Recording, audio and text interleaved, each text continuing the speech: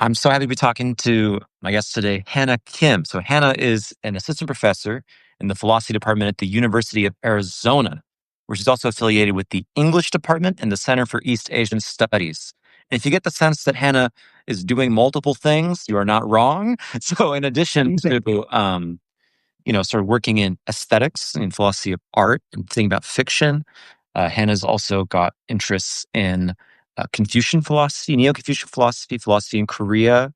I believe you've given a talk in Korean I philosophy, have. Yeah. which Mhm. is very impressive to me. I've heard from people that are native in some other language, but they work in an English-speaking department.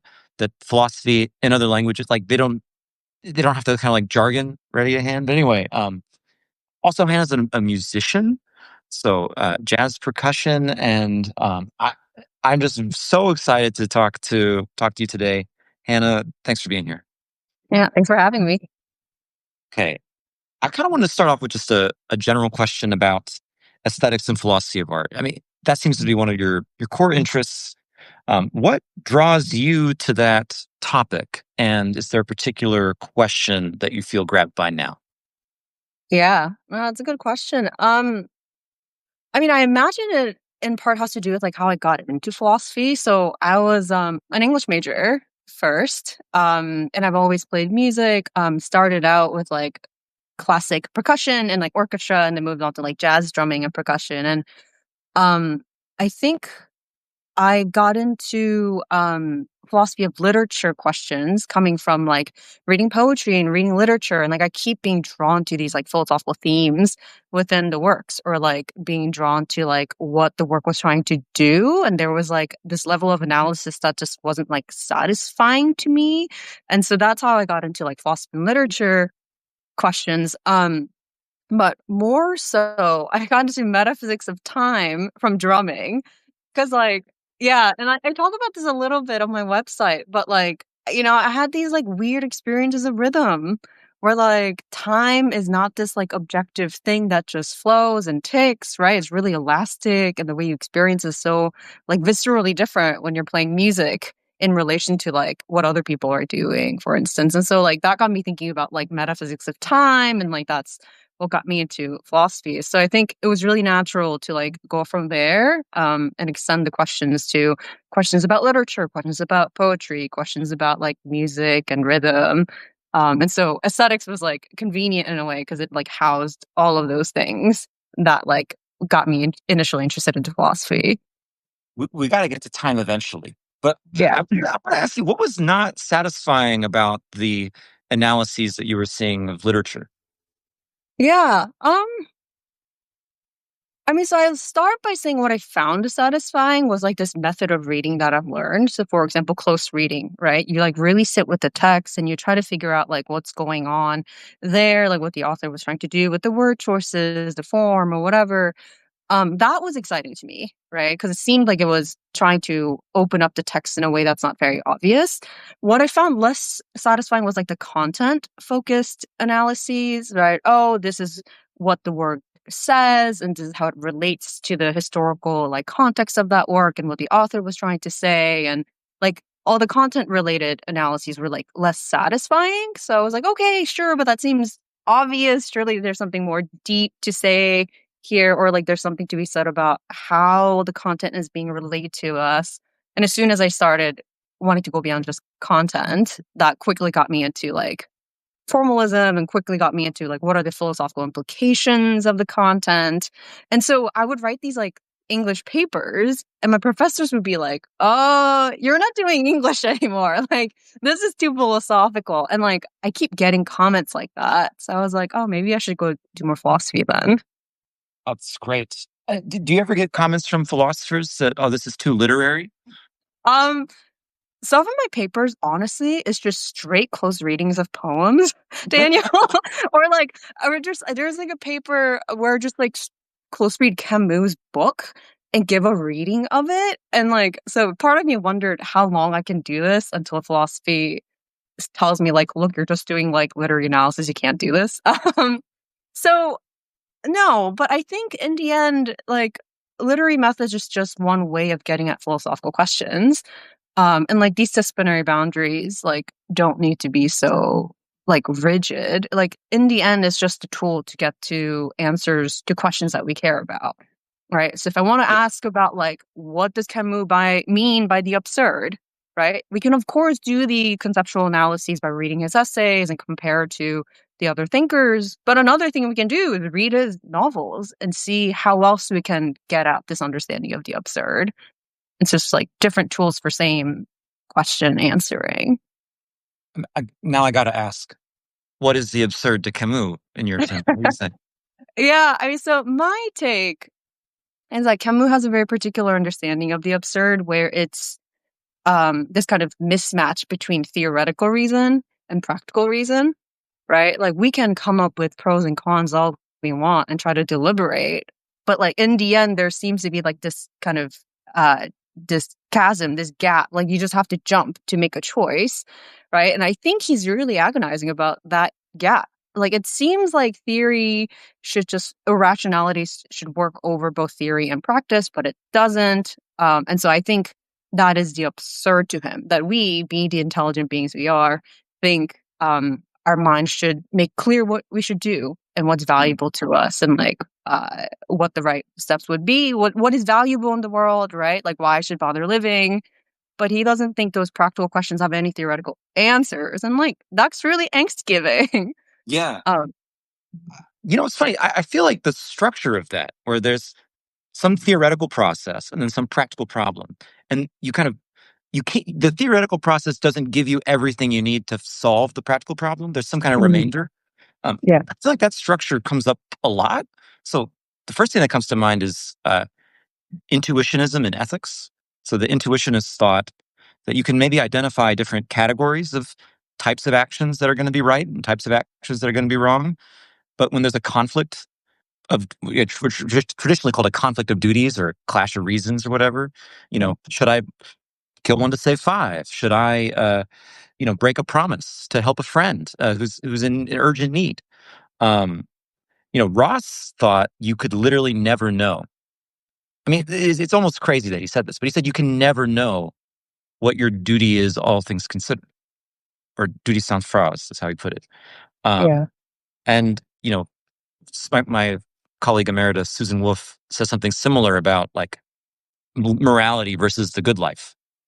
yeah, Like, uh, right, but but for as you think about the absurd, you slash Camus, I don't want to conflate you completely, but is it like how should we think about this? There's not some kind of alternative to theory that will give us the answer to what to do. Like for Ross, he says he quotes Aristotle. The rest, is with perception. But it's not like Camus thinks, instead of theoretical reasoning, you just look and find right, things to do. Like, yeah. how do we solve the problem of the absurdity? Yeah, and you put your finger on what people find unsatisfying about Camus is that like he's really good at diagnosing the problem. He says, "Look, the problem is this gap, right? This need that's never going to be met." But he like separates himself from like the other existentialists by saying there's no solution. Like to think that there's a solution is to cheat, right? Because we started out by thinking there's no meeting of the need, and that's what gives rise to the absurd. And so first, like acknowledging the absurd, it's like a product of lucidity, he says. Like so that itself is achievement. And then you just kind of gotta stare it at its face and like be defiant. And that's where the whole Sisyphus things comes in, where you have to imagine Sisyphus being happy despite his predicament being the same. And so he gives no solution in a way, I feel like, or at least I mean maybe it was forthcoming and he died so young. Like it just wasn't like um yeah, I who knows, but I think Had they're one at more least push of the boulder, he would have got it. Yeah. sorry? If he'd had just one more time to push the boulder, he maybe would have I got it. mean, like, maybe here's a more positive way to put it. I imagine he thinks the solution is less to of like what to do to like address that question and more about like a reorienting of like your expectations of what you think is a problem or not, right? So for example, like if the lack is not just a problem, but now like proof that you're like seeing things clearly, right? It doesn't need to be like a thing you have to solve anymore, right? It is what it is almost, right? And like there's almost like this defiance thing going on. And so he thinks we have to revolt. but like a little bit unclear what that revolt means, right? And so, I mean, this had been one thing I've been wanting to go back to, honestly, and try to figure out like what exactly is Camus recommending, right? Do you have any thought about what I mean, what would you recommend? Or is it too absurd a question even to ask? Yeah, me. Well, I think I like really resonated with his like thoughts because I see this in I think I've seen how philosophy affects my personal life in that way. Meaning like in the philosophy classroom or when you're doing like research or reading or writing, there's like all these shades of gray, all these like nuances of thought and like ways you can weigh things against each other. But when it comes to action, you do or you don't.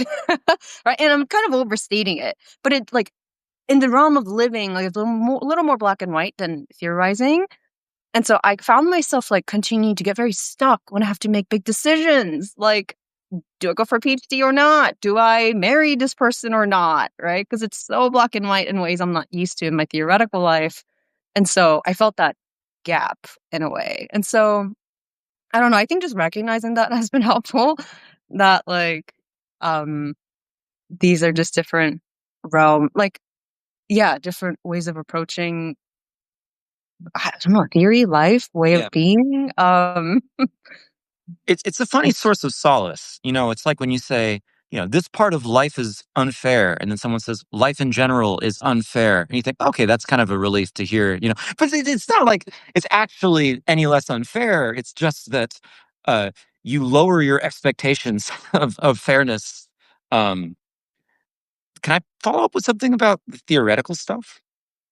So I agree with you that when you have to answer this question about PhD, marriage, where to live, it's unless there's like an obvious answer, it's often you have nothing to solve the problem for you, and you have to make a leap.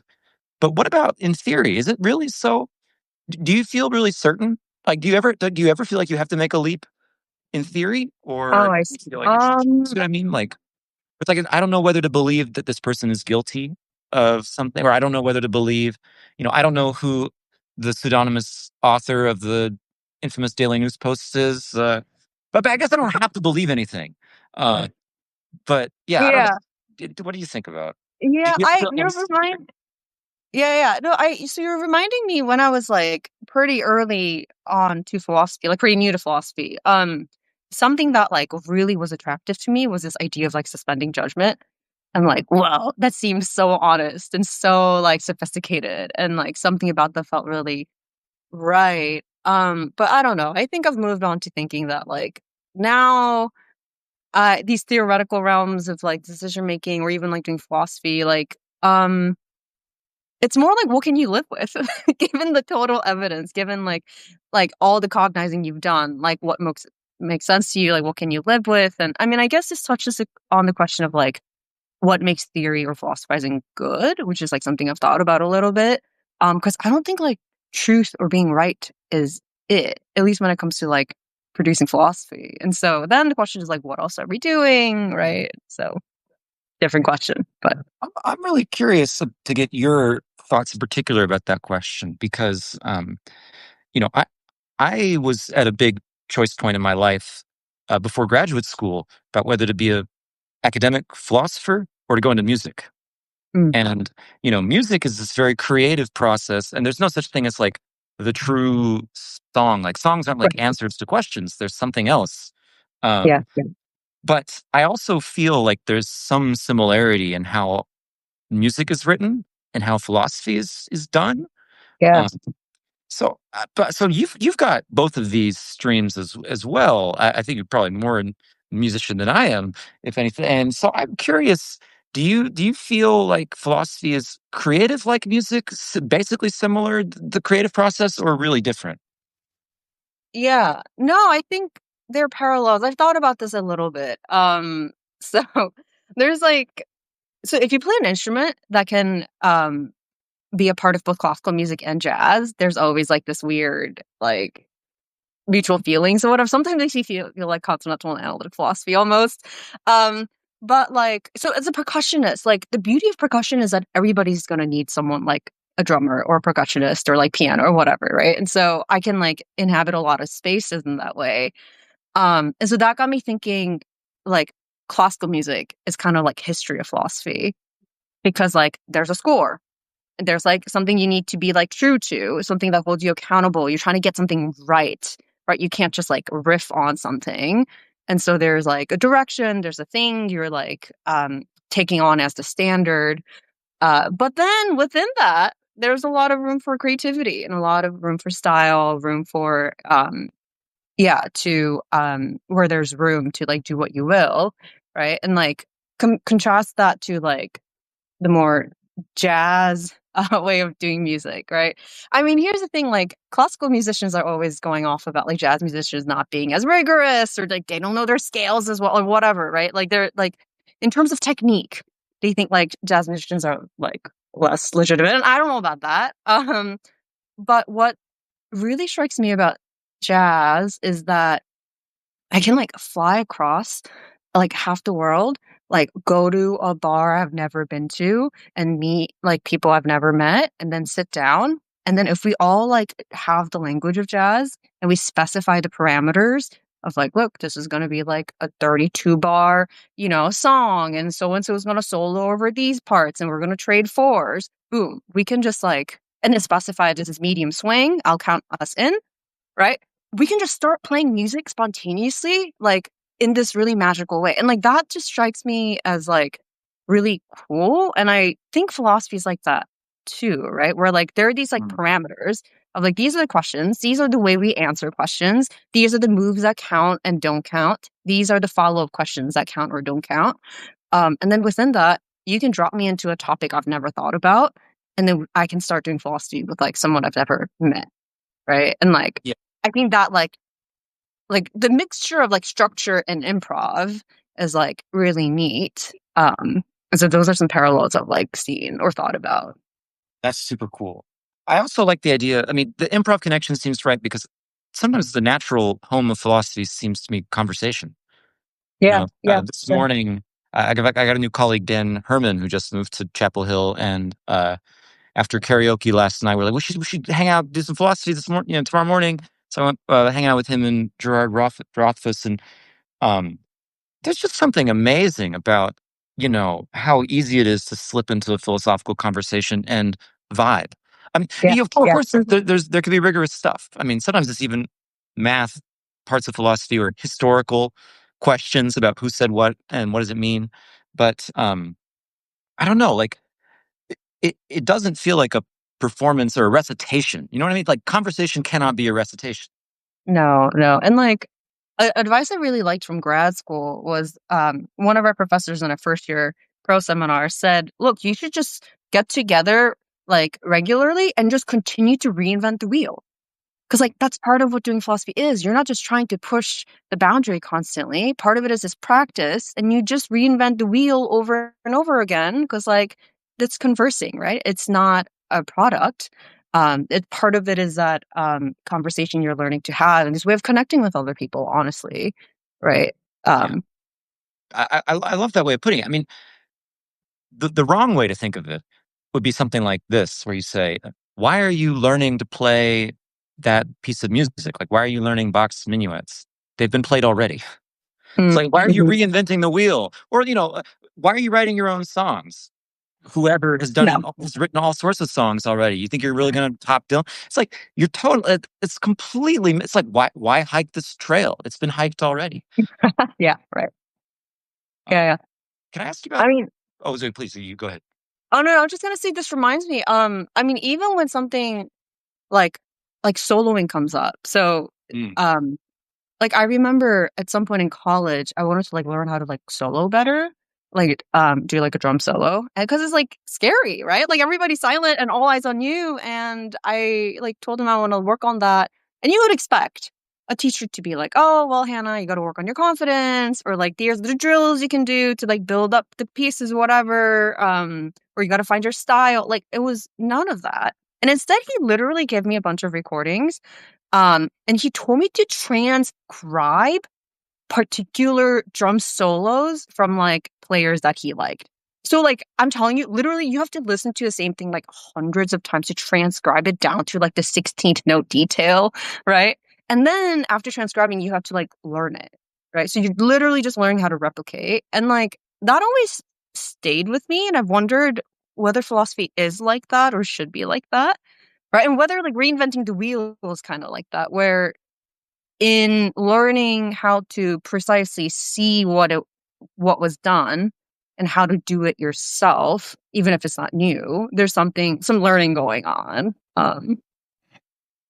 That's so fascinating. I'm reminded of a story. The drummer for the band Deerhoof was a huge Rolling Stones fan as like a kid, a teenager, and he would listen to the song "Start Me Up," "Bow, bow, bow," and he just like killed this like on repeat. He had every single beat memorized, and then he heard a live version. I forget if he went to a show or what, and it was he was like ready to sort of go along with, and it was completely different. And he realized Oh, every single fill had been improvised. And oh, actually, Start Me Up, they tried like I think dozens of different versions of it, including in different genres, before they happened to hit upon the right one. So like, but clearly the drummer like got so much out of this analytical memorizing, studying of something that was not in the same way analytical and memorized and studied. It was more spontaneous. So there's right. this funny kind of like mismatch between the learning and like the reception and the Yeah, production. But it yeah, yeah. doesn't seem to me like he was wrong in the way that he treated the drum part.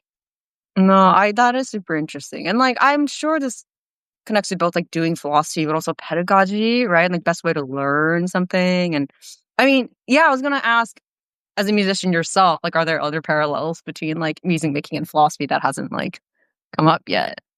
I think one thing that I haven't heard philosophers or kind of academics talk about all that much is just inspiration Mm, and how it's such a scarce resource. And it really a lot of it depends on, you know, uh, how often do you get into the to creative mindset? And you there's not it's sometimes you get super lucky and it's just there out of nowhere and you just grab a hold of the dragon and hang on for dear life. But for me, when I used to write a lot of songs, um, I used to think about it like I had like a little bucket and I was catching rainwater. mm, And sometimes it rains and pours all in one day, and sometimes it's just little bits like, "Oh, that's how I should start the chorus." You know what I I mean? see. And Yeah. I actually feel like writing papers is very much like this. So just to give one concrete application, there was once a Daily News post about like it was like professional advice that I found basically had been shot from Mars. I did not recognize any of the advice. I'm not gonna, I don't mean to shame different people with different perspectives, but it was like you should try to when you get an idea for a paper, you should write it within I think 2 weeks, and Oh, then a little bit, and then it should definitely be sent out within 6 weeks or something. It was, I believe it was 6 weeks, and any more, you're sort of wasting time. that's wild. I take 6 years. And yeah, Yeah. because it takes a while to collect like the moves and to Mm, mhm, collect, mhm. oh, wait a minute, that should be tweaked this way. Yeah. Yeah. Yeah, does that And make so sense? yeah, it's I feel tension sometimes, right? Because and I don't think you're talking about creative inspiration so much. Like, meaning some people say like, "Oh, it's so hard to come up with like like ideas to pursue or like arguments to make," right? And like, I've maybe been fortunate to never like relate to that. Like, for me, ideas are cheap. Like, I Yeah, can come up with 5 different paper ideas today, right? Like ideas are very cheap, but it's like the execution that's very hard. And so like for me, ideas are cheap. Even the drafting is like relatively cheap, but it's the revising takes me years because you're refining and refining.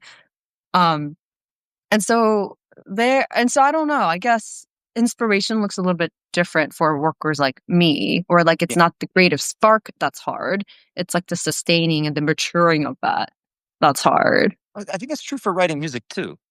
Sometimes Mhm. you have the basic idea for a melody or whatever it might be, and Yeah. those can be kind of cheap, but there's a sort of craftsmanship in expressing it into a song where it's like Yeah. concrete problems will arise. Like, okay, well, how do I stitch this part to that part? Or Yeah. okay, I'm missing a bass line. What's the bass line going to be? And that's the stuff where I feel like it takes a little bit of time. And I'm also similar to you. So I think you and I are probably on one, like on the far end of one side of the spectrum. And have you ever met anybody who's like a self-avowed other ender of the spectrum, like someone who ideas are very expensive? I think so, like, in grad school, ideas are expensive, so they only work on, like, one paper for, like, months and months and months at a time, but, like, what comes out after those months is, like, what would require, like, years for me, right? And so, the way I, like, weigh it or compensate in a way is, like, to just work on many things at a time, because then they can mature in their own, like, time, and, like, then there's always stuff in the pipeline, but, like, it's just very different styles. Right. I feel very seen. Yeah. Yeah, no, totally. So my friend Brian Hedden, who's about to start at MIT, he got called back up to the mothership after some time in Australia. Brian is one of the time guys, and it's just incredible to me because, like, you know, Brian will finish a paper, be like, okay, I guess I'm out of papers for the time being. And then occasionally there's something else will hit him. And then he'll just work on that one paper for a while. And it's not like the number of papers that he puts out is small by any means, but yeah, there's something I like about this part of the conversation that's coming out is that the creative process contains multiple different types of thinking. Yeah, yeah, it's so different, and yeah, and I wonder just how much of, like, doing philosophy or, like, making music is just a personality thing, right? Like, just who are you? What speaks to you? Like, what work makes sense to you, and how do you bring that to fruition? I have a couple of questions for you along this theme actually. So can I ask you one question Yeah, from a subscriber left a question, Jonah Dunch, that I think is pretty interesting. So I'm curious how Hannah sees the relation between her contemporary work in metaphysics, etc., and her historical work on East Asian philosophy. Then, so how, if at all, do you apply one to the other? And here's the connection to the personal stuff.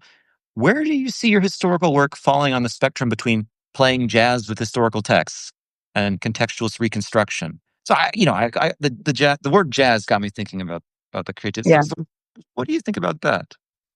yeah. Are you playing jazz with philosophy?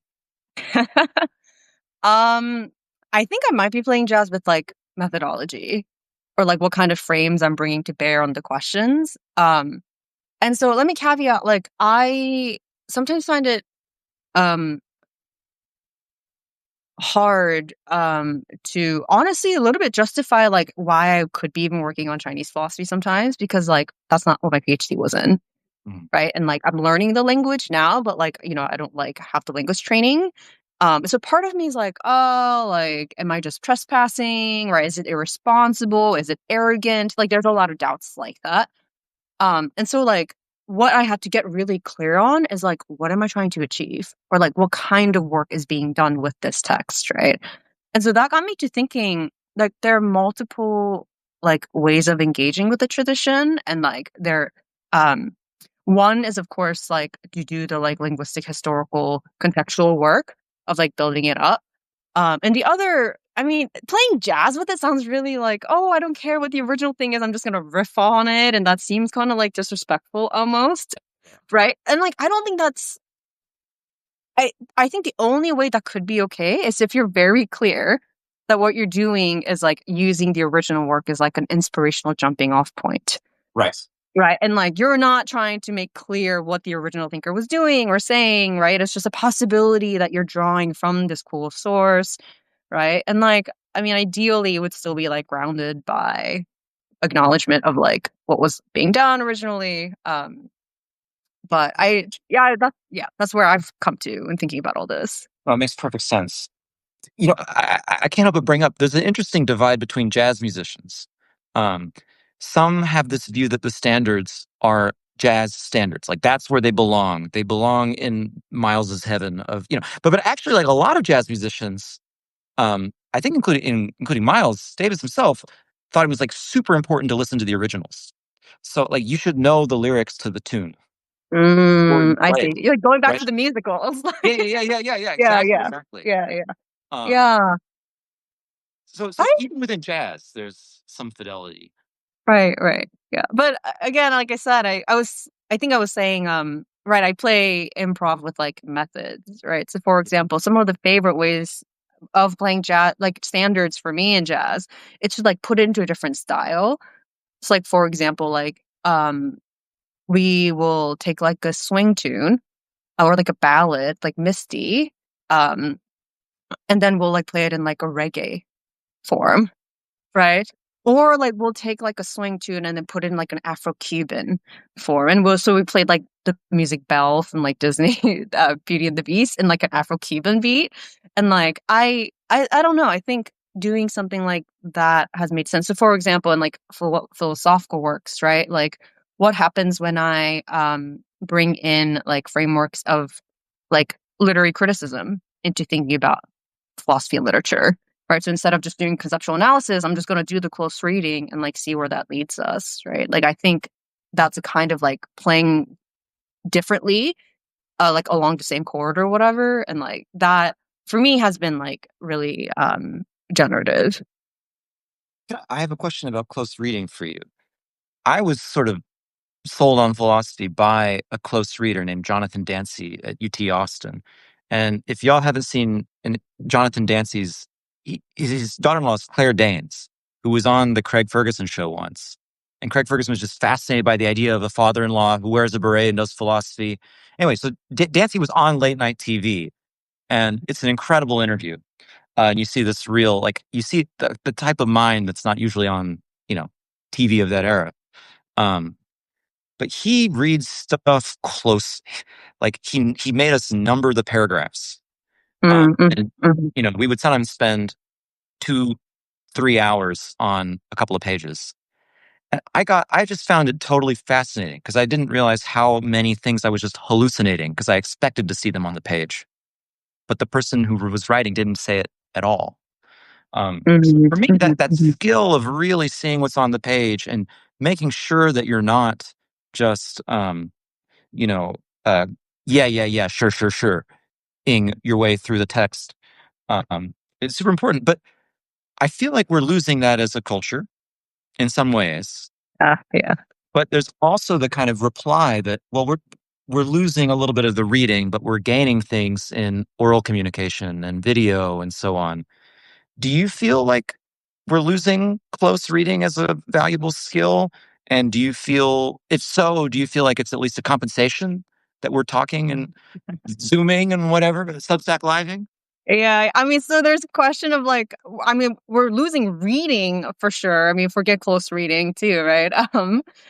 So I mean, let me tackle both. I mean, so it seemed I try to keep my tabs on like what's going on in like the literature world just because I go to like their conferences and like literary theory, it's kind they're also like kind of the like neglected minority within like I get the sense that like they're looked at with suspicion because I don't know, philosophy as a whole, it's just looked on with suspicion. But anyway, the point was it seems like close reading as a method has been like uh losing ground in a way because they think it's like irresponsible to just like appeal to the text when like you should be looking at who the author is and what they were trying to do and the historical context, whatever. So like for that reason, like close reading as a method has been like less and less central to the training to doing that. And like that may or may not connect to like the overall society.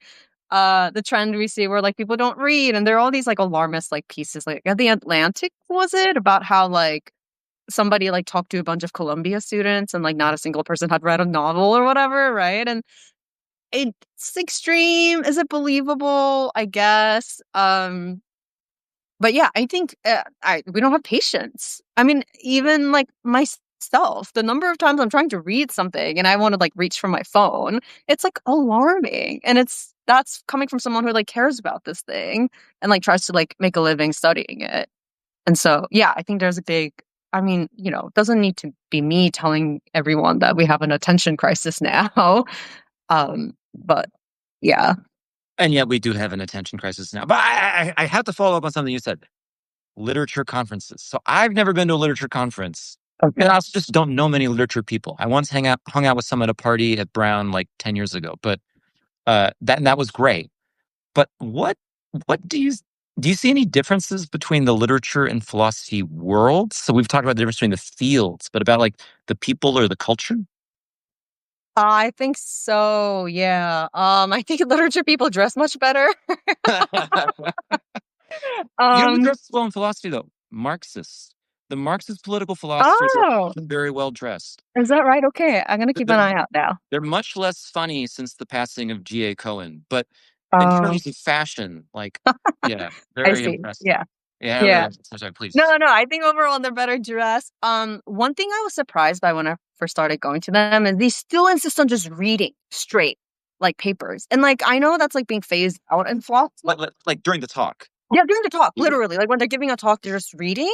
But then I realized I don't mind as much because their sentences are so pretty. Mm, Like you're listening and it's like, wow, that's a beautiful way to put it. Like I don't mind them being read to because it's not like X is the case of P and only P. Like that's not mhm. what's being read out loud. I mean, not that like our philosophy is always like that too. Yeah, yeah. I but I mean it's been interesting because I go to these conferences and I still need to find my pocket of people. And those are like the theoretically driven people. Like, so for example, within like, even if I go to like Modern Language Association, which is like kind of like their big APA, but like 10 times bigger, I need to go find like the narratology groups, or like I need to go find like, Mhm. yeah, like the philosophical people. And so it's definitely a subset that I like can really converse with, but I do see disciplinary differences. I mean, probably the biggest thing just being that it's much more like kind of bottoms up in a way. Like they build like their theories starting from the particulars. And I think that comes back to the close reading. They want to, whatever they want to say that's like broader than anything to do with a particular work, they need to build from the works up. Right. And so, I mean, a caricature sometimes I want to make about like literature works is like in the introduction, they're like, we need a revolution and how we think about this topic X, right? And I'm going to show you how we can like do this. And then chapter 2, 3, 4, 5 is like close reading of this book, close reading of this poem, close reading of this. And then chapter 5, I've shown you how we can revolutionize. And I'm like, no, no, no, wait a minute. Like, I need a connection between the close reading and the revolution, right? And I honestly, I think that's the hard thing. And I think that's why sometimes close reading gets a bad rep because it's like, it kind of goes back to what you were talking about. It's like hallucinating, right? How do I know that the curtain being blue really means that the protagonist is sad and the curtain isn't just freaking blue, right? Like there needs to be like that justification stage. And in some ways, I think that's what philosophers are really good at. Like, we can tell a story of like why the blue should be read as sadness. Is it convention? Is it local like setup? Is it some other psychological fact? Is it something else? So like that bridging the gap is like the hard work, but like work that's like worth doing because then you can see how careful attention to an artifact can lead to something like revolution. Yeah. Can a question occurs to me. So let's say you got some literary text and there's some meaning that we're wondering about, like whether the curtain represents this or that. I mean, I'm gonna think of a better example, whether, you know, uh, whether the orcs in the Lord of the Rings stand for Nazism or, whatever kind of political, allegory, symbolism, whatever it might be. So you're an expert in thinking about truth and fiction. Where is the source of truth, if there is any, about what the text represents? So there's a question about like what was Aragorn the king? Like that's obviously like true in the fiction, Yeah, but yeah. is it true in the fiction that like the orcs represent this? Or like where do we go? Where's the realm of what these things represent? Yeah, yeah. I mean, so now we're talking about interpretation, right? So, like, what grounds interpretive content or interpretive truth? Like, we're like thematic truth, let's call them, Yeah. right? Okay. So, fictional truth is Aragon King. Sure. The orcs like stand for Nazis. Now we're doing thematic truth. And then you can have different views on this, right? Either you're going to think that we just need to go ask what the author meant. That's like the truth maker. That's what like determines whether it's true or not, right? But a lot of people think that's like unsatisfying, partly because we can't ask anymore. Or I'm always tickled by people who say authors get it wrong themselves. Like they don't know. Like sometimes they're not even the best readers of their own works, right? And so on a good day, I'm like, yeah, that makes sense. They're too close to it. On a bad day, I'm like, no, that's ridiculous. They made it. Hmm. Um, but I guess a view I like is these interpretive questions. It's not so much of like right or wrong, true or false, but it's like, does it lead to us considering the work in like a deep way? Like meaning like you might consider this like a value maximizing approach, which is like, does this interpretation of the work render the work to be richer than it might have or more insightful than it might have, right? And so I think I just like that approach because it's not about getting it right or wrong. It's about, is it a thoughtful engagement that brings out what's best about the work, right? It's kind of like charity in a way, but of course, got to do it like within confines and not like come up with whatever grandiose interpretation that's like best. Because part of being respectful to the text is like not making it stretched that way too, right? This sounds a lot like what we were talking about with jazz interpretation, come to think of it, Yeah, where like, the there's the stuff in the text, then there's the stuff you bring to the text. And the criteria for bringing something to the text are more like, okay, well, what can you get out of this overall experience, this yeah, combination? yeah, Not yeah, like what's faithful to what's already there. Though it's interesting yeah. that like, you know, I spent a ton of time as a young person being asked to interpret text correctly. Like, there's all these Mhm, mhm, workbooks where you're mhm. supposed to read, I mean, apparently they're getting smaller and smaller from what I've read in schools now, but you read a little story and then you're asked, like, what's the correct interpretation? Uh, And that to me is quite different from what you're describing. I know. And so when I teach my like college students like aesthetics and we're trying to do like Faustian literature, one of the things I start with is just like a poem from Billy Collins. And he says, like, look, we're just trying to read a poem. We're trying to see what it says and like what kinds of like dance moves it has and what kinds of like, I don't know whether it's like riding the waves or not, but rather y'all want to just like tie this poem to a chair and beat a confession out of what it means. Right? Like, that's such an impoverished way to approach your work. And, like, some of it is, like, just the way English is taught, I think, in, like, middle school, high school, and, like, I could see, like, why that's a way to approximate, like, comprehension, Right. right? Like, what is said, what is not said, and, like, a way to get at that is to ask, like, what is true or what is the meaning of this text, right? But, like, once you get past the comprehension bit, and now we're trying to, like, really engage with the work at a deeper level, what is its message? What is it trying to say? Like, what is the correct view there? It's just like not the right approach. Yeah. And so there's a lot of unlearning that needs to happen, I think, at the college level for literature students. Right. I mean, it's sort of like asking of a tune, like, well, what's the right genre to play this in? Mm. Yeah, right. Or Uh, like, yeah, what was the composer trying to say? Like, what is a correct view, right? Or like, yeah. sometimes when I like a song, I'll like look up the lyrics to it, and then inevitably there are like these suggestions, and other people have like, what is the meaning of this song? Oh yeah, always. Yeah, and Google will I'm be like lyrics, meaning. yeah, and I'm always trying to understand. Like, I get what they're asking, like they want to know maybe the creative process or whatever, but like, yeah, it's puzzling. I mean, there are references, which is this is an interesting other kind of dimension to this, where like, you know, um, for example, there might be cultural references in a text that aren't obvious to people that don't live in the milieu. So, someone might represent a certain ethnic group that was in a place at a certain time, and the author might be trying to sort of use the character to explain like the challenges that people face, or maybe even just stereotyping the group. And if you don't comprehend that stuff in the milieu, you won't get that's how at least readers were reading it at the time. So there are references, um, but at this I mean, here's another example. Like, who is Layla in the song Layla? Yeah, There yeah, is a specific woman that inspires the yeah. song, married to another specific guy. But Mm.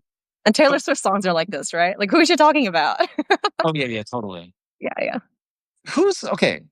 I have one question on this for you, and then I'm going to get to North Korea because I'm very curious to hear Okay. you got some interesting stuff on North Korean philosophy. So that's on deck. But here's what's at bat. Um I think a lot of philosophers write about things that are hard for them in life. So Mhm, mhm. Paul Grice, incredible philosopher of language. I hear was not a great conversationalist. Sorry if that's incorrect rumors, but um, you know, I wrote my first paper about how to make choices even when feeling indecisive because I had so much trouble picking where to go to grad school. Mm, People write about the stuff that they mhm, struggle with. So, who's this about for someone's philosophy is often them. And mm, do you feel like mhm. your philosophy is about you, or do you feel like that's not the right way to think about it?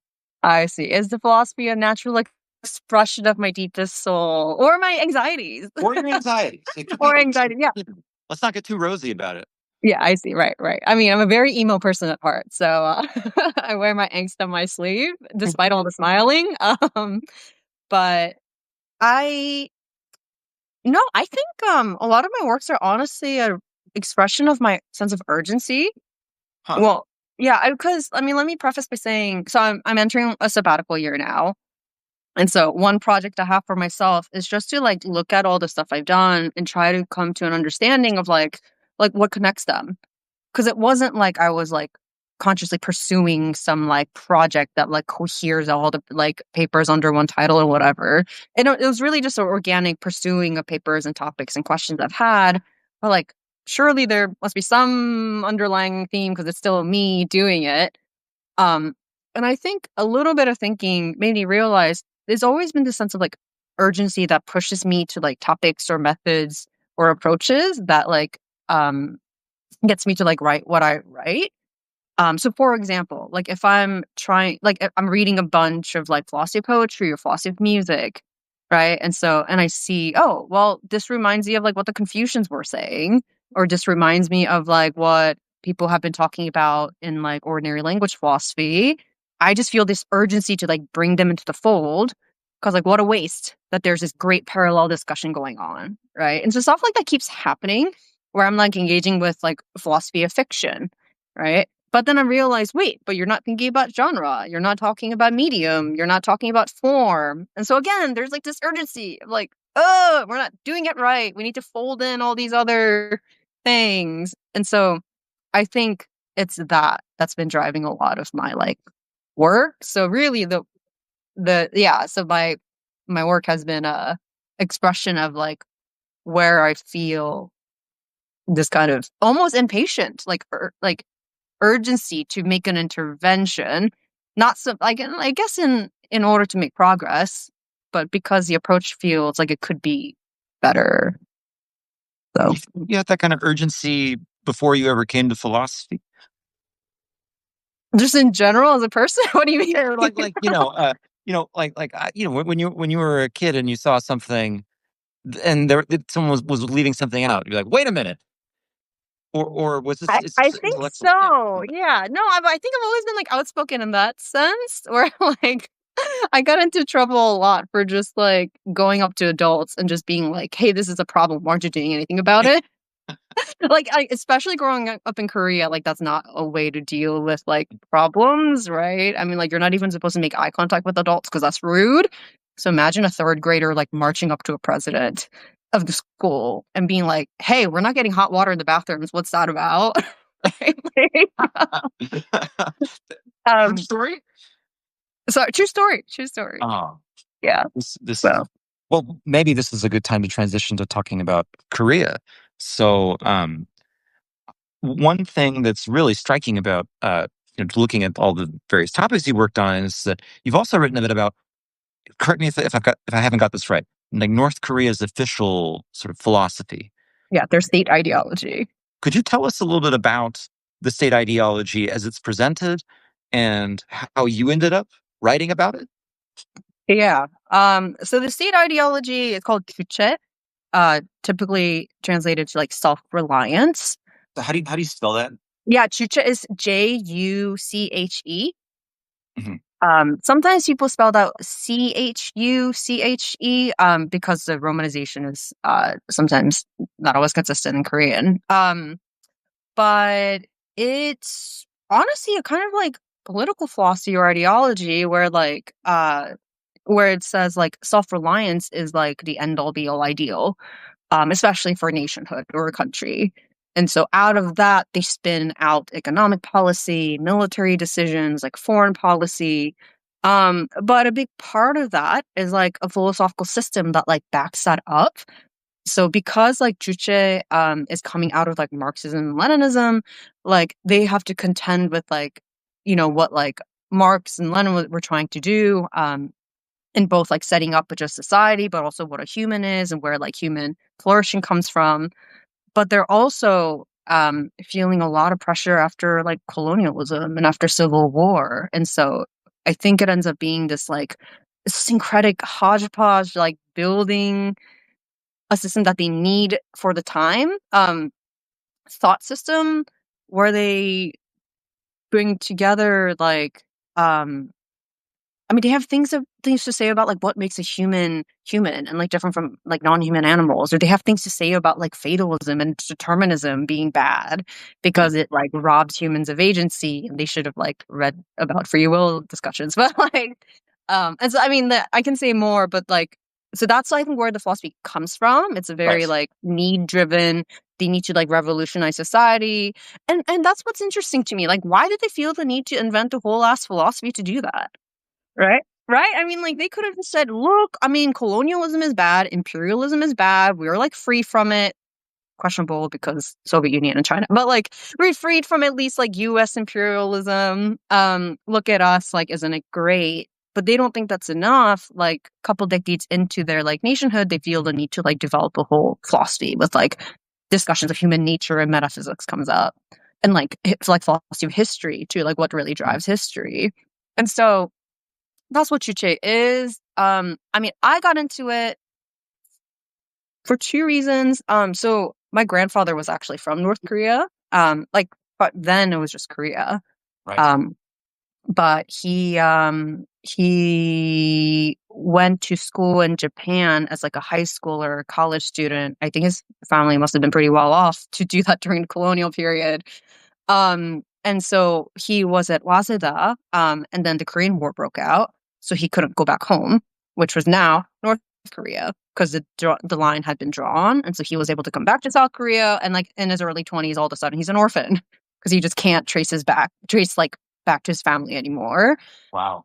And so he needed to like invent a new life in a way, right? And so he lives the rest of his life as a South Korean citizen. He was actually a police officer. Um, and then in the 80s, when he like was about to retire at 65, he at that time he had 8 daughters. my mom is Wow. my mom is number 7. She has a lot of feelings about this. And he thinks to himself, maybe with the US passport, which is really powerful, I'll be able to go back to North Korea as a tourist before I die. Right? So with that in mind, he immigrates to the West Coast. All right. And then my mom's in middle school at the time she comes with. And so she becomes a citizen. Right. And so at some point I realized that like I'm Korean American and I'm American because who my grandfather was, because he was North Korean. Right. And like that like really was interesting to me. And so that got me wanting to like just learn more about the history of the division and like history of North Korea. And so that led me to take a history class in grad school at Stanford. It was my very last semester. It was just like a history course in North Korea.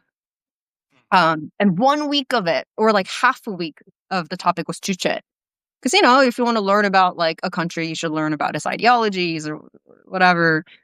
But like the articles we read were just like so bad. Daniel, it was like laughably bad.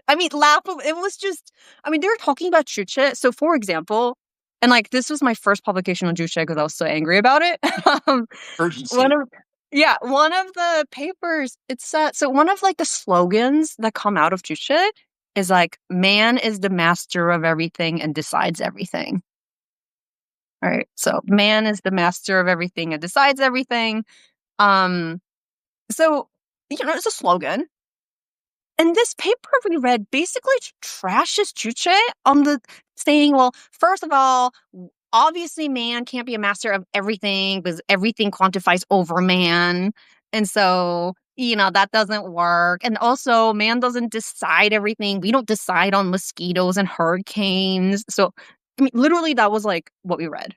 And I'm like, surely we could do a better job engaging with this law. I mean, not, and so it's really hard because I'm not trying to defend the regime. It's, and honestly, Chucha is not even a good philosophy, but this was not it, right? And so that got me thinking, okay, somebody needs to go in and like actually look at the philosophical commitments that they have and A, make clear what they are, and then B, analyze it like in its own terms, right? Because the analogy was what this article was doing was kind of like saying, you know how like was it the is the Bill of Rights that says like all man is created equal, Declaration of Independence, right?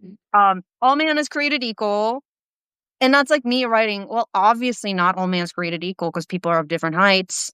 I mean, duh. Right. So declaration is a stupid philosophy. Am I right? I mean, like that's literally the level at which it was done, right? And so, anyway, so somebody had to do it better, and I wasn't seeing it. And so, again, sense of urgency. Yeah. Somebody, it needs to be done. And so, I started doing the work.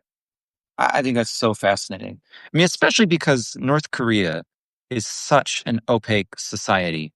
And I think a lot of East Asia is opaque, with the exception of Japan, and even then, to some extent, is opaque to Americans. We're like, uh, but at the same time, we're all on the earth together, and we have significant overlapping and conflicting interests. And uh, you know, I think probably the single most common adjective I hear when describing North Korea is crazy. And I think that there's something a little dangerous about people, right? Because Mhm. you know, I'll just very quickly get on my moral psychology high horse, and then I promise I'll get off. Okay, so like when you try to understand other people's actions, you try to think about what they're doing in terms of what seems to them like a good idea, what they see as reasons to act. When you call someone crazy, you're saying that their actions make no sense. They don't have any picture of what's a good idea that could possibly lead to what they're doing. And so what does it mean? Well, you're giving up on trying to understand, and you're also giving up on being able to predict. And that to Yeah. me is a very dangerous thing to give up on because you know it's you want to be very careful. It might be that somebody's not crazy, but they just have a very different, or maybe just a It's super greedy. Yeah. yeah. Yeah. No, I totally agree. Sorry, I didn't mean to interrupt. No, no, no. I'm done. The crazy Yeah. ran over. No, no, I mean, I'm, like, on this high horse totally with you. I It's a mean, tandem what high horse. It's a tandem high yeah, horse. it's a tandem high horse, and I mean, honestly, it's like I don't think people think about what they're saying when they say, "Oh, like, poor North Koreans, they're so brainwashed, it's all propaganda." And I'm like, "You're telling me that 25 million people are all just brainwashed and they have no autonomy and, like, the regime isn't even collapsing because they're just so good at brainwashing everyone?" I mean, that's, like, rude. I mean, that's, like, honestly sometimes, like, low-key racist because it's like saying those people don't have the kind of rational agency to decide for themselves what makes sense and doesn't make sense, right? And I'm overstating it, but the point Yeah. is that like I felt the need to try to go inside of Juche and see what's appealing from the inside because there's a reason why every political pundit thought the regime was going to collapse when the first and then the second leaders passed away, right? But no, now we're on like dictator number 3. Um they're coming up with like seemingly good ways to like keep its citizens happy. So the latest news I saw is like now they have this like TV series where they like almost it's almost like very like self-aware and meta. The show is about like corruption within North Korea. Right, and Interesting. show yeah, I mean, the show is about how, like, the police are corrupt, how there's bribery, how, like, there's incompetence at each level, and you would think that, like, that would be dangerous because people would be like, "Yeah, we need to change things, this is not good," but apparently this, like, appeases them because they don't feel the need to, like, go outside of North Korea now to, like, get those needs met or whatever. I mean, but the point being, like, it's not okay to just call North Korea crazy because, like you said, they have some rationality with which they're operating. Honestly, I think a lot of reasons why we think North Korea is opaque, it's because media and like US Yeah. based media. I mean, they're the ones calling them unpredictable, crazy, insecure. like volatile. But in defense of the U.S. media, though, I do think that there's a lot of restricted access, which makes it, and it's not you can't sort of freely report on things. So I one of my extremely unpopular opinions is that the mainstream media is not quite as inaccurate about everything all the time as alleged. And there are lots of faults and focus and bias and so on. But I do think that, if the New York Times were allowed to sort of send a correspondent to Pyongyang and just freely interview people and so on, that we would get higher quality reporting. But that's not to say that there's no accountability or responsibility for what you do report on with what little you've got. Yeah, I mean, so yeah, I mean, I'm not saying like media's lying, right? I mean, like the facts are facts. I think what I'm like picking on is the framing. So here are just two quick examples. Like, do you remember the whole like trash balloon situation? There were like news a couple months ago because North Korea was like literally sending like trash filled balloons over to South Korea, including like human feces in them. It was like this What? big like public health crisis, as you can imagine, right? Um, what, like, a lot of news articles, like, fail to mention is that South Korea started it. Like, they sent up balloons filled with flyers and, like, money and, like, USB sticks with Korean dramas in them. So this was their retaliation saying, "Hey, you're sending trash to us? I'm gonna send trash back," right? And so it's stuff like that. It's like the framing. Like, it really conveniently only, like, tells one story, right? Or like same thing with like the military drills. Like there's U.S. troops, right? Like near Seoul that like has regular drills. And like, how do you not find that threatening? And see, like, this is why I sound like an apologist of the regime No, when but I'm not.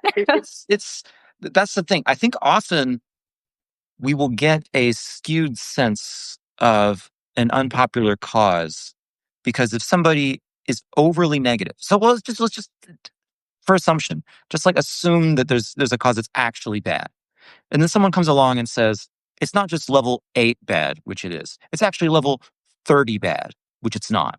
Then if someone says, well, I don't think it's level 30 bad, and it Yeah, sounds like you're saying it's not bad. right, exactly. And there's a Yeah. kind of meta norm that punishes people for correcting exaggerations. And Right.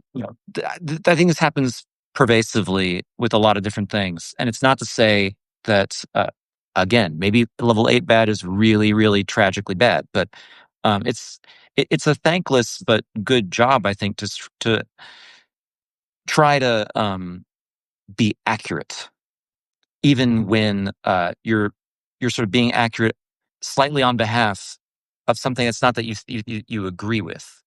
I mean, similarly, I think a lot of people are unfair to utilitarians in normative ethics. I'm like Mhm. the least utilitarian, at this. Not really. I'm a little bit. I'm happy to do math, and I like pleasure and stuff. But at the same time, I do think it's really important for a information ecosystem to have someone doing the kind of thing that you're doing, and even if it can get easily misinterpreted as something that it's not. Yeah.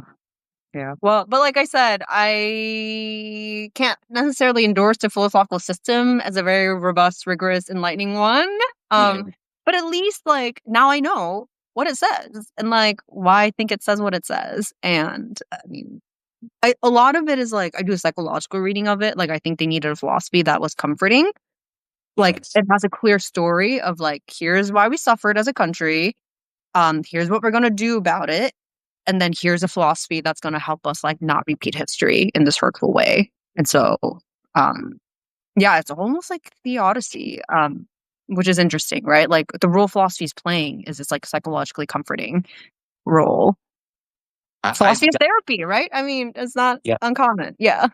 But I think sometimes when people think of philosophy as therapy, they think of it as therapy for false belief, right? You go to therapy and then you're sort of all the falsity and confusion is sort of Hmm. Hmm. exercised from your Hmm. brain. When I see. actually, I Yeah. think it's often self-soothing, Yeah. which can be Yeah. orthogonal to the truth. It can be towards the truth, or it can be away from the truth. It sort of depends on what soothes you. Um, Yeah. and I'm trying. That there was something else I wanted to say. Oh yeah, I had an analogy I wanted to run by you. So monarchy, I think. it's very, very common in our current political climate to think democracy is the only legitimate form of government. And I think there's a very good reason for this. And it's also a very good reason for stigmatizing autocracy and for repression and so on and so forth. Um, that said, I think it can lead us to misinterpret other forms of government, like Mhm. hereditary monarchy. So I would never suggest that we go to hereditary monarchy, but Yeah, yeah. like Daniel Munoz for king. I, thank you. I no notice that it's poppy grassroots support. I'm not. This is not coming from Yeah. my super PAC. But no, so like, why were there hereditary monarchies? Like on one view, everybody was brainwashed and dumb, and it's kind of easy to get into this mindset when you Mhm. see how like impressed people were by the landing of a meteorite. It's like, oh, Maximilian obviously should be running the Habsburg Empire because a big stone hit the ground. But like when you look at the society's problems, like what was their therapy? Whenever the leader died, there was an all-out war that could last decades over who Mhm. gets to be the next leader. Mhm. Mhm. So having a clear rule was sometimes more important than having a fair rule. Yeah, yeah, And similarly, like just trying to get into the headspace of like what is this society's problems? Not saying that our space is the same, or that we should go the same way, or that they're even solving it the right way. But yeah, how did they at least see their problems? I feel like that can be really illuminating. yeah. No, I love that. I think that's super spot on, and I'm gonna steal that analogy next time I write about Chuche. It's yeah, like they're like Chuche is a solution to a problem they were facing, meaning it was an answer to a question they were asking. And the question I think was how do we understand and preclude future instances of like post-colonial colonial trauma? Right. Right, and, like, at least that's one reading available, and, like, who knows if, like, that's genuinely what they were trying to do, or it was just something the regime cooked up so they could have something to, like, justify their actions, and it's not just, like, the family rule, right? And so we can have different opinions, but you're right, I think at least the text suggests that its issue was self-legitimacy in the face of, like, post-war, like, nothingness. Mm. I Can I ask you, where do you disagree most with Juche, the North Korean ideology? If there's a Um point of disagreement between you and the Kims. Yeah. I'm First of all, I'm, like, so convinced that I'm some kind of watch list just because of the stuff I've been reading and downloading and writing, like, so anyway, so I was like, "Ooh, do I need to watch what I say?" But no, I think it's too late. I was surprised I got pre-SAT check, like, TSA It's like pre-check just fine because I was, like, so convinced I would, like, not pass the background check. Anyway, they want to keep you what close. oh, shit, wait, that's what it is. Keep the enemy closer. Like, yeah, I can track where I'm going. Where do I disagree most? So they have these like takes on like what makes a human human, and so there are these like, I guess, definitions of human or like essential qualities, and they think one is like creativity, another is consciousness, another is independence, and so big words, and they don't quite define any of these, and that's source of complaint. But one way they define creativity is the ability to like change your surroundings to your advantage, Hmm. which I think is a very pragmatic way to think about creativity, right? So again, speaks to the kinds of needs they had, or whatever. But I think I just disagree with that because beavers or like bees Yeah, yeah, are yeah. just Interesting. any other animal that change their surrounding for their betterment. Right. And so this is why I'm like, is this actually like a philosophy or just something they cooked up to like self-soothe or like legitimize? Because it's just like if you thought about it for like 5 minutes, you would not think that what makes humans human is like creative, where creative means changing your environment for to your advantage, right? So I don't know if there's any other charitable way to interpret that. But I'm just like, it's just not right. Well, something interesting about it is that it has the ring of truthiness, right? Because it does seem true that creativity is distinctive of being human as opposed to being Mm, an ant. mhm, And it mhm, does seem true that there's something related to creating stuff in your environment. But it's almost like there's really two different types of creativity, right? One is the thing that could be programmed into you, which beavers can do, and simple programs can do. And Yeah. another is something that comes from within you spontaneously. Now, of Mhm. course, if you look at it, if you look at anything psychological too closely, that distinction might start to look blurry. But I do think that, I mean, that there's something clearly right about creativity being spontaneous or exploratory or self-driven. And that seems human, but that might not be the kind of thing that an autocratic government wants its people to aspire to, Mhm, mhm. because it's not very collectivist, and it's also not, easily controlled. Yeah. I mean, it's so interesting, like, all the examples of creativity they give is like, oh, like, someone's working at a factory and they're, like, missing some crucial ingredient, but they still creatively work through the problem to meet the production quota. Right, Like, instrumental rationality. yeah, yeah, like, creativity is instrumental rationality, right? And so, I mean, you can see where that's creative. You're, like, working around constraints, but, like, they don't mean, "Oh, like, what a cool new statue of a unicorn." Like, it's not creating non-existent things. It's, like, solving problems in a novel way. Problems that might be given to you by some Yeah, authority. that's right. That's right. Yeah. It's so funny. This actually maps on pretty nicely to the different types of creative thinking we were talking about earlier.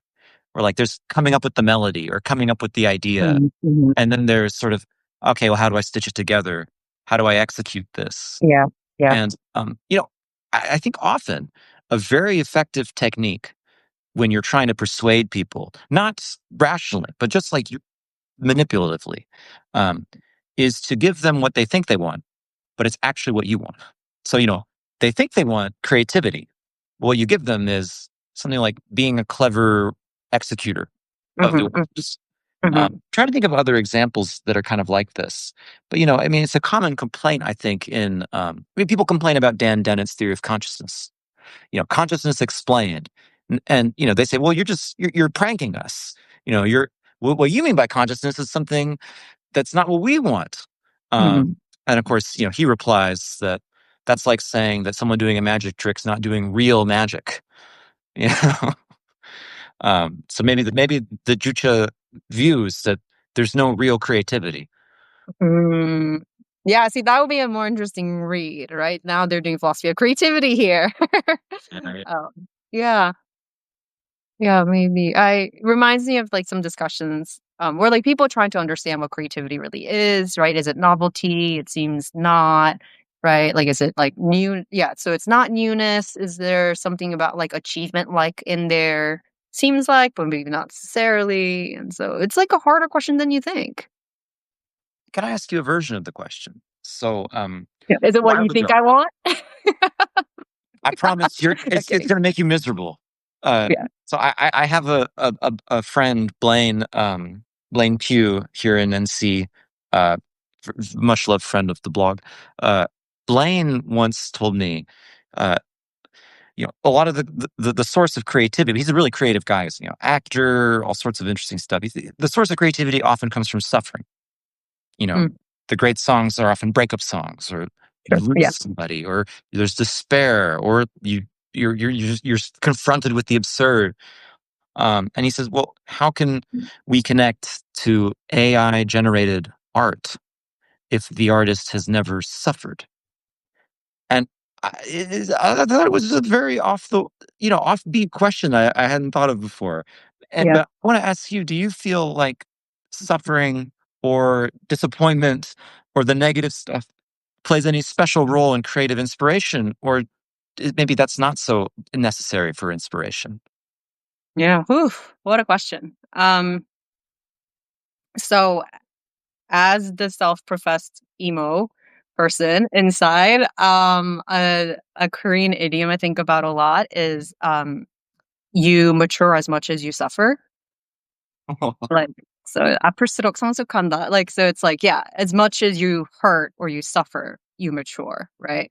And it's so angsty, I know. Oh, yeah, no, But it's like but I think there's something to that. Like, like we tend to reflect only when we're unhappy.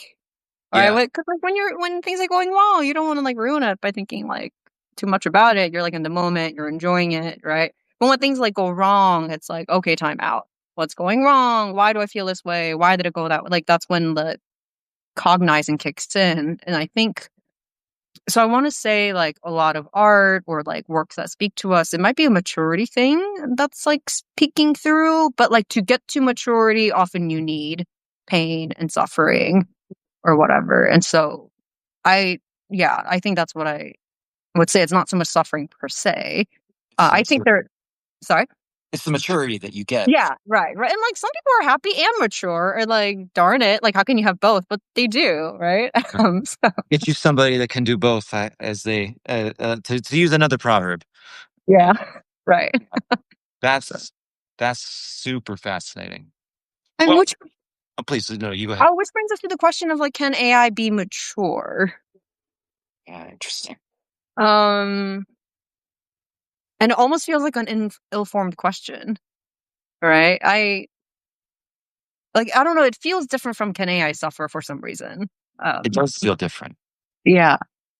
I mean, there's not a life course for these entities, for one thing. No. And like I'm trying to even decide what it would mean for AI to be immature versus mature. Yeah, And that contrast is not clear to me. I think it's immature in the sense that it's just gonna give me whatever it thinks is gonna seem most helpful. yeah.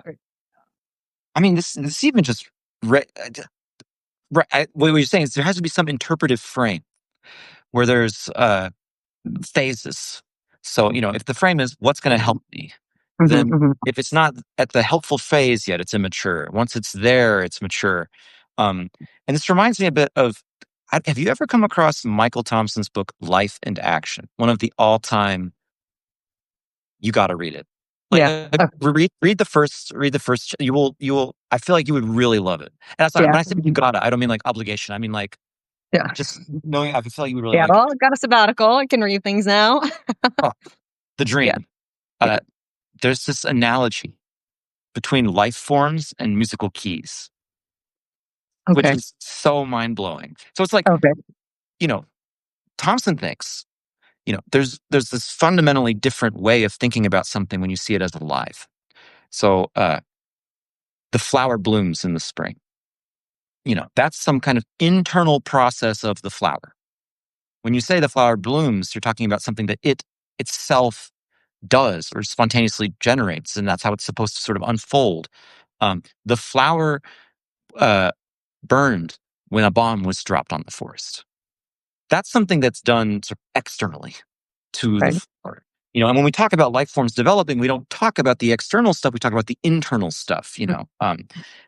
And what's this inside outside distinction? Where does it come from? And he thinks it's something kind of imposed on uh, by I don't mean to say like anti-realist necessarily, but like the way that we effectively think of it is like it allows us to interpret organisms in the same way that you can interpret some otherwise just random assortment of sounds as, oh, that's like a G minor seven, depending on, or that's a dominant chord, or that's something about this idea of like, we don't know what to make of it because we don't have, Mm. there's no equivalent of a key. There's no equivalent of a Mhm, mhm, legend. There's no mhm. equivalent of inside outside the form of life.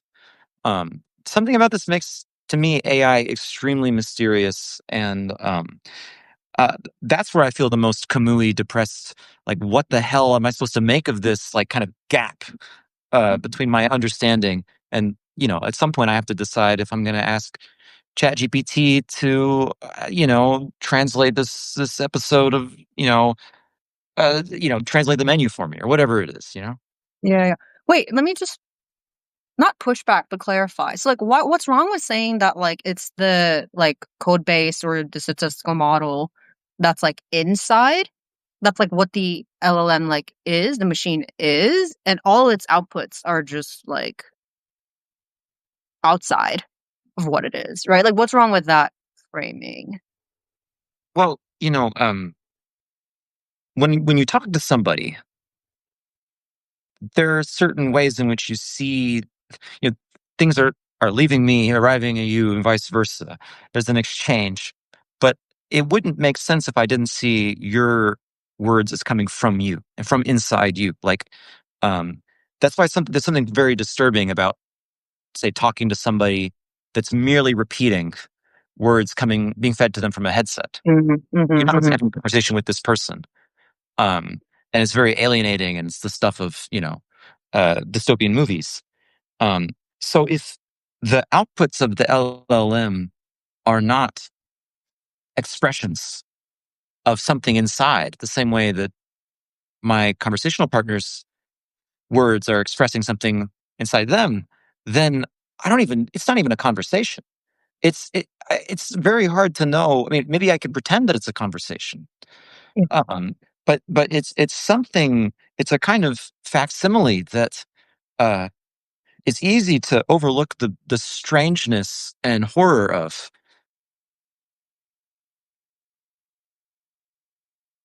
Yeah, so this is where I get, like, stressed out about this because it's unclear to me whether human communication is that different from, like, the LLM method, and I don't think I believe this, right? But I get stressed out because this is the skeptic's voice in my head, and I don't know how to shut her up, right? So the skeptic goes, "Okay, sure, like, this is that's some way of, like, demarcating like an answer that's like from within versus like the earpiece like analogy, right? But like look, humans, I mean, what's going on is I hear a bunch of like noise from you and like my brain interprets it in terms of like some meaning and it like runs some kind of calculus of like what the right next words would be, the most fitting would be, most helpful and cooperative would be, and then it spits it back out.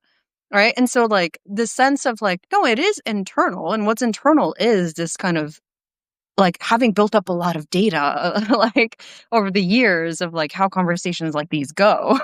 This is how I decide to like create my outputs. Like I something about that feels wrong, but I don't know how to draw a sharp disanalogy. And that's what stresses me out. Oh, that's a great point. I mean, just to put a label on it, and please feel free to swat the label away if it's not the right label. Sellers has this great distinction between the manifest image and the scientific image.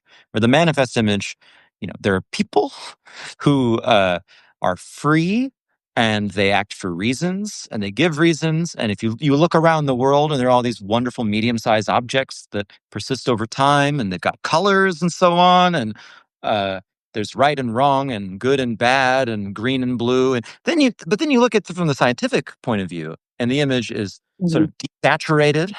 There's no good or bad, there's no right or wrong, there's no reasons, there's just causes. Maybe there's not even causes, maybe there's just one damn thing after another, in the great mosaic of what things are where and with what charge and what spin. um, and I share your sense that maybe it's not LLMs, humans on the one side, but manifest image of minds and colors and norms and all that good stuff, the ordinary ways of thinking versus the scientific ways of thinking that seem to compete with the manifest image, and Yeah. maybe to the reflective person threaten to displace the manifest image. Can I ask you a question from the chat, really quickly? Because I Mhm. thought, Oh, okay. Joseph has a question on this for you. So, is part of the issue that the LLM doesn't really change or develop during the conversations? Mm. It's a good question. I mean, okay, so I'm trying to just think through like my experience of so it seems like they have a default persona, which is like very affirming, which I actually find annoying. Yeah, no, no. I tell it to stop, and it says, Yeah. "That's such a great idea. You're so smart. That's really honest of you to ask me to stop glazing." Yeah. I'm like, stop. Like, I don't need this to keep talking to you. Like, yeah, maybe we need an academic mode where like you need to be critical to like show me that you're serious about this, right? Like, um, I'm no, gonna tell that to next time I see it, an engineer. Yeah. yeah, I yeah, I mean, so yeah, they don't evolve, right? They have this stance that they think is what the user wants or needs. And so they're going to stick to that unless told otherwise. right? Like you can just tell it to stop, right? And does it like in that case, does it go to more neutral language or like they're not like mean to you then, right? Well, you can ask it to be. Yeah. Yeah, of course it Interesting. depends, but, we could always experiment, like, Yeah. roast me. Um, I mean, Mm. I've noticed Oh there's God. been some, unfortunate cases of people being like, draw create an image of what it's like to talk to me, and, the Oh gosh. results Yeah. are like yeah, you can imagine. Yeah. So, uh, we're running towards the end now. I really appreciate your time. This has been so interesting. I could just talk to you all day, but we got to get on with our lives, I'd imagine. But before you go, I want to first ask: is there anything you wanted to cover that we didn't get to? Yeah.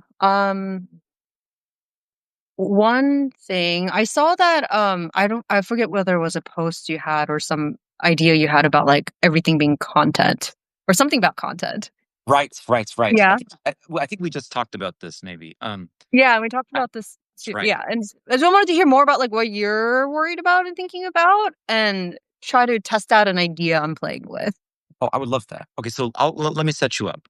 Yeah. I was once, when I was an undergrad at UT Austin.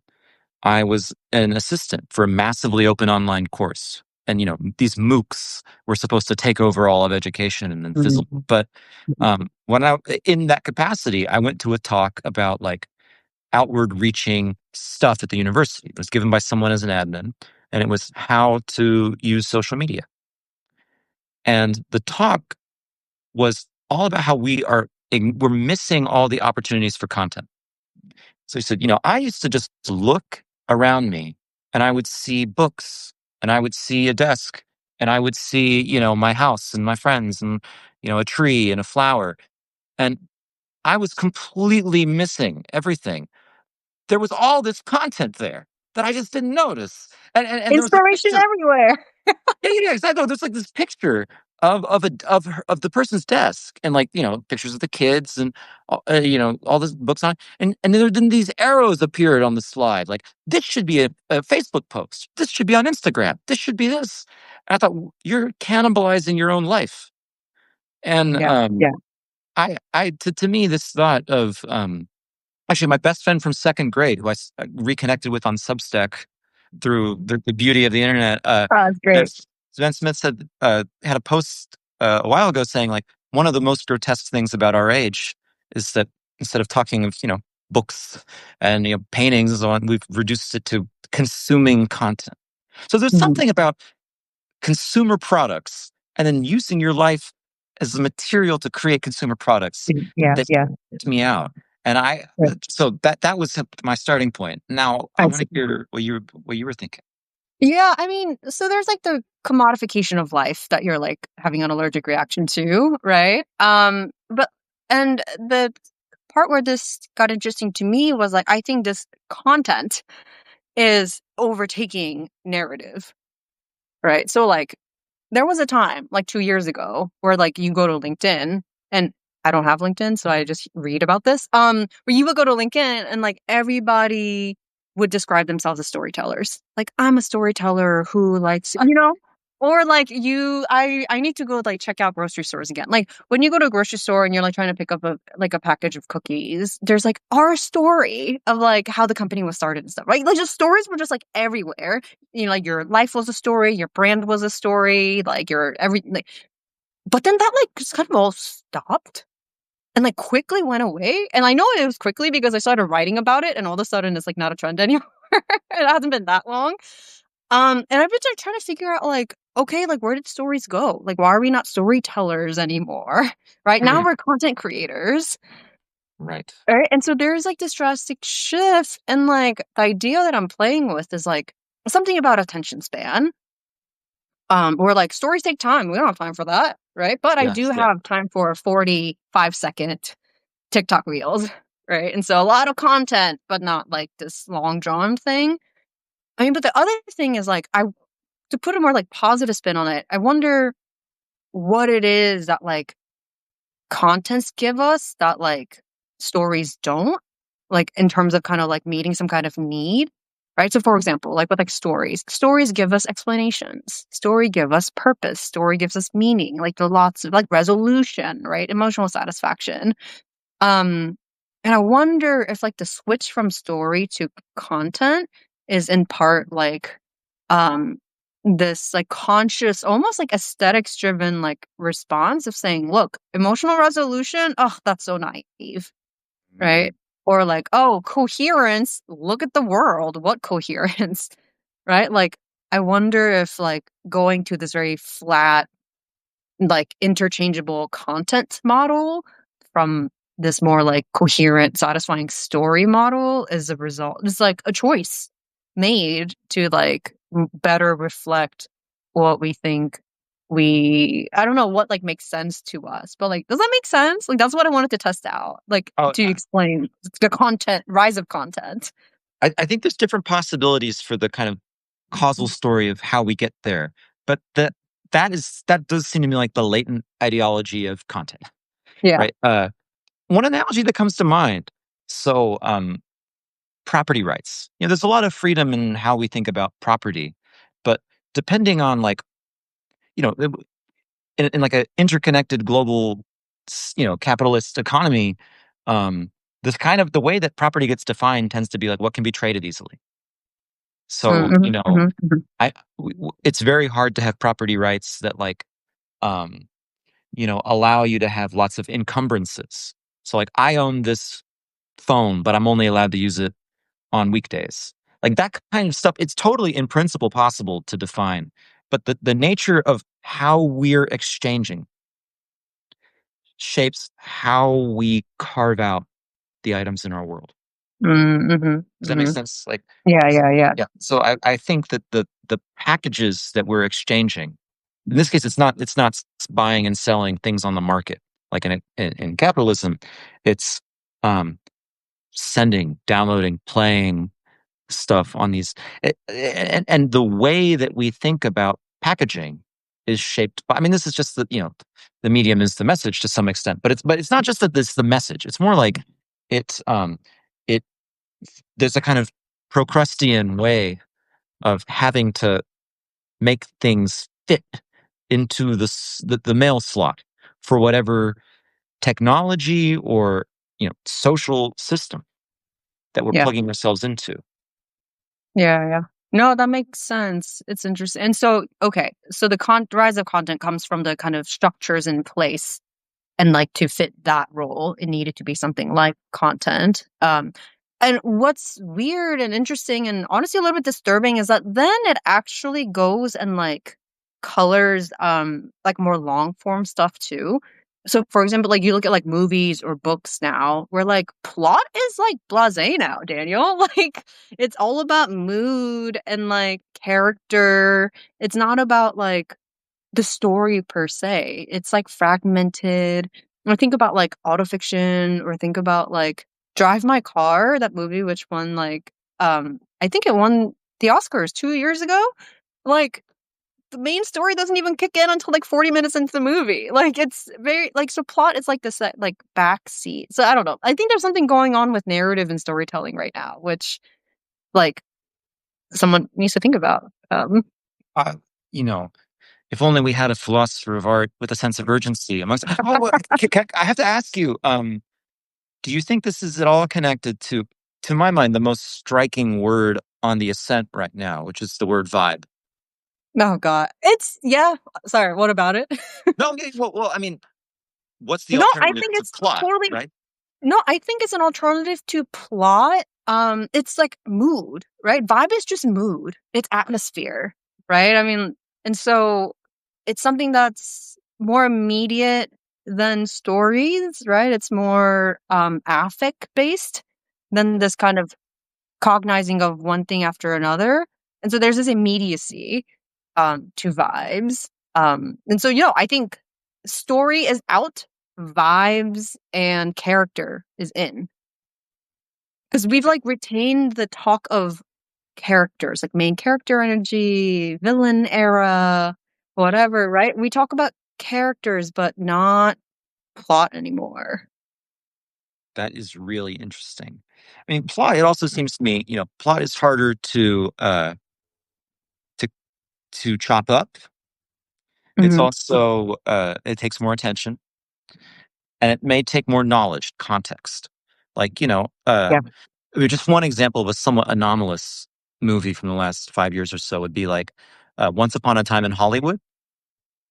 So I've that. been wanting to watch this movie. Yeah. Oh yeah, yeah.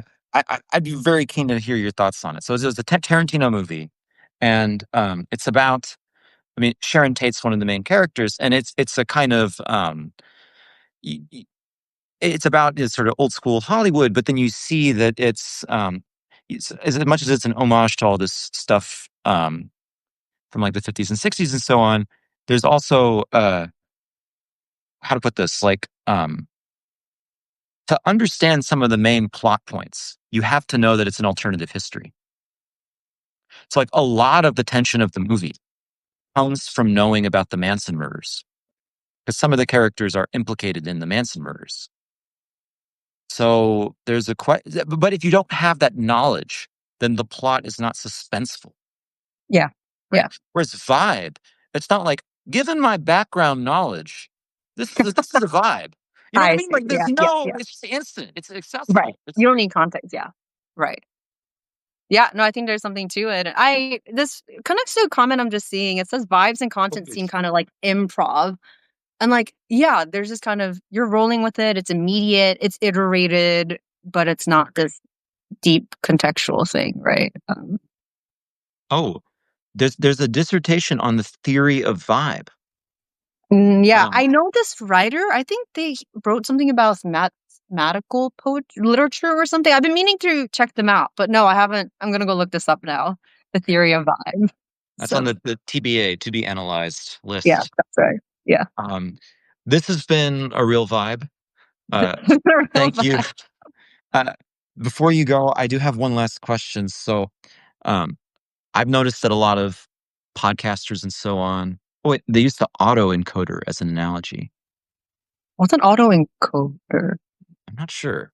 Um, my lack of encoding and autonomy knowledge is starting to show, but um, so I've noticed that some people end interviews by asking, like, "What's your favorite book?" or "What's your favorite color?" Oh, or okay. That's true. Okay. favorite color of ice. But so I think that academic writing is somewhat underrated. Like obviously there's a lot of frustrating and bad stuff, but I think some of it's really amazing. And I like your academic writings a lot. So I want to ask you, is there an could you leave us with an academic text? It could be a paper or a book that you really love. Oh gosh. Uh, uh, the first thing that's coming to mind is actually a text that I teach often in the first day of class. And it's Mary Midgley. Um, is it On Testing One's Sword? So I might be getting the wrong title. Yeah, I think it's On Testing One's Sword. Um, and it's basically an argument against like cultural relativity. Or like, Mhm. yeah, ethical relativity. And it's Okay. short, but it's so punchy, so good, written in this kind of very no nonsense way. And just like I really like that. Is that something you aspire to in your own writings? Yeah, being what punchy and no nonsense and Yeah. effective. Oh, so sorry. The very now that I think about it, the question itself was a little rude. Like, so wait, No, are you a sort of nonsense writer by no, nature, you're not. or Yeah. are Are you you one of trying that? to sound boring? You know, Yeah. I just want to make No, no, sure that I'm interpreting. Yeah. no. Uh, I think it depends on what I'm writing. So, for example, like when I'm writing about like philosophy of poetry, like oh my gosh, at the prose level, I feel so much pressure. Because how can mm, you write about like Eliot and have like ugly, clunky sentences? Like I can't, right? And so I've like really annoyed like editors by making like last minute sentential changes just because like this sounds better. Sorry, but yeah. yeah, Sorry. It's we gotta prioritize the aesthetics. Um, sometimes. this is the third last question, and I'm so bad, but I have since you brought up writing, I do have to ask.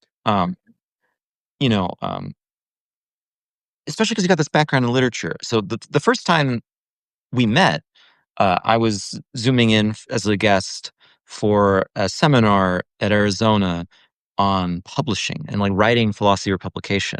And I really had a great time talking with you. And I was like, whoa, I really felt like we were on a similar wavelength thinking about writing and publishing. And I wanted to ask, because I forgot to ask earlier, if there's any advice that you might have for any academics in the room, right? People just love writing. Any advice about how to write that's near and dear to your heart? Yeah. I mean, happy to like speak from the heart on this one because I've been thinking about it. Is I think so much of writing is like emotional management. Hmm. Like, I think about the stuff that's like hardest to write. It's not because the content is hard or like the research like requires a lot of work, but it's because there's so much like emotional baggage of like, should I be writing about this? Am I the right person to be writing about this? Have I done enough reading to write this? Is this even like there's a lot of emotion that is like being carried along, and that's a lot of labor for me. Whereas like other times if I can write with all those like noise is quieted down, then it's just pure joy because it's like your nerddom, like having a field day, right? And so I think about this with teaching too. So much of teaching is like emotional management of yourself and your students, right? And so, if I don't know, I think something that doesn't get talked about in like publishing or writing advice is like you need to do a lot of emotional work to get to a point where like more of your energy can go into writing and not fighting yourself during the writing. I think there's something really deeply right about that. But I want to draw something out. It's not that you think you should ignore. Well, do you think that you should try to sort of ignore or stamp down negative emotions or anxieties? Or do you think that sometimes they can carry relevant information, but you just want to make sure you don't take it too far? No, no, what I'm saying is that what you think is struggle with writing is actually you struggling with something else.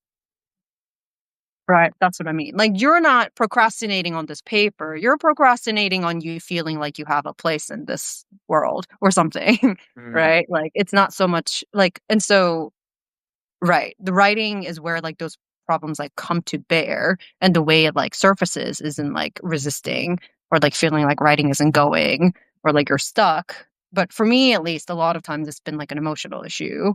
So then I need to, like, go elsewhere and figure it out and, like, figure Yeah. out, "Okay, like, if I'm procrastinating on this writing, what is the emotional blockage? Like, why do I feel so much like, why is it so hard to push this along? When really, I know from other times, writing is the most consistent time I feel flow and where I like feel like time just passes by. I forget about myself. Like I'm just in that like I'm in the zone, kind of like when you're playing music, right? Yeah. But when What's that the doesn't happen, yeah. what's the longest you've ever been writer's blocked? What do you mean like writer's block? Like you literally can't write, so you don't. Yeah. I have a confession. I have written every single day for a number of years now. Whoa. So like I don't think I experience writer's block. I mean, like, well, so I mean, literally, if I can't like bring myself to like put words on a page, I'll go like read or like think about stuff.